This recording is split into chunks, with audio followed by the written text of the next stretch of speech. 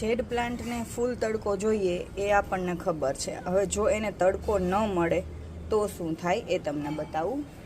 જુઓ, એકદમ મસ્ત મજાની ટોપિયારી બની ગઈ હતી, પરંતુ ચોમાસું ગયું અને ચોમાસામાં આને તડકો ઓછો મળે. આ નીચેના ભાગમાં છે, ટેરેસ ઉપર નથી. પ્લસ આનું રોટેશન પણ ન થયું, એટલે જો ઉપર તો હજી કંઈ તમને થોડાક પાંદડા દેખાશે. પાછળનો ભાગ આખો સાવ ખાલી થઈ ગયો છે. અમુક ડાળીઓ પણ સુકાઈ ગઈ છે. એવી જ રીતના આ ટોપિયારી જુઓ, આને અડશું ને ત્યાં જો એના પાંદડા ખરી જશે. આ પણ સાવ ખાલી થઈ ગઈ. શું કામ?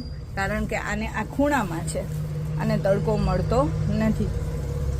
જે બધી ટોપિયરીઝ છે એને બધીને હું નીચે રાખું છું, પણ એમ થાય કે લુક સારો હોય તો આપણે દેખાય એમ રાખીએ, પણ આને તડકો ના મળે તો આની આ હાલત થાય. હવે આને તડકો મળે એવી જગ્યાએ રાખીશ, થોડું પ્રૂનિંગ કરીશ, થોડું ખાતર નાખીશ, એટલે આ એકદમ સરસ થઈ જશે. તો એટલે હું કહું છું કે હંમેશા જેડ પ્લાન્ટને જેટલો બને એટલો ફૂલ તડકામાં રાખવો.